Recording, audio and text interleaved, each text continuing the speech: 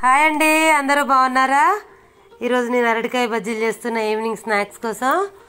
దానికోసం ముందుగా శనగపిండి తీసుకొని పక్కన పెట్టుకున్న తర్వాత అరటికాయల్ని పీల్ చేసుకొని ఉప్పు నీళ్ళలో వేసుకోవాలి,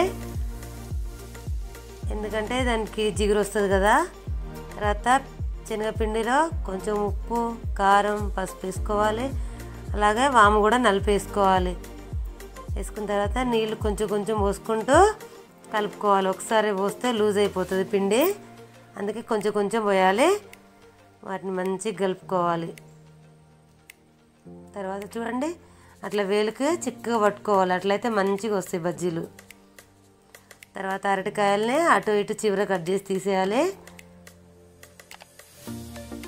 మధ్యలో కట్ చేసుకొని మళ్ళీ సన్నగా పొడుగ్గా కట్ చేసుకోవాలి, నిలువుగా కట్ చేసుకోవాలి.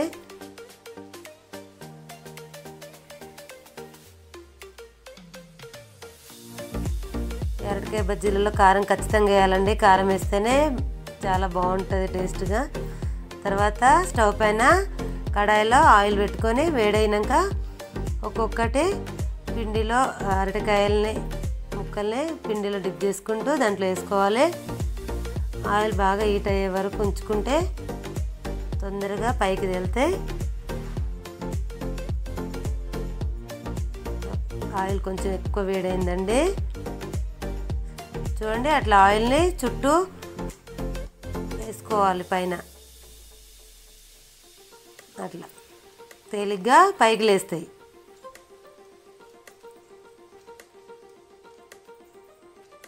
కొంచెం ఆయిల్ ఎక్కువ వేడైందండి ఇది.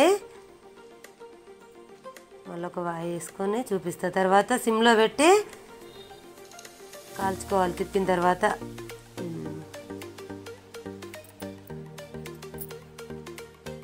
చూడండి, మళ్ళీ ఇంకొక వాయిలో అలానే వేసుకొని సిమ్లో పెట్టి వాటిని తిప్పుకోవాలి.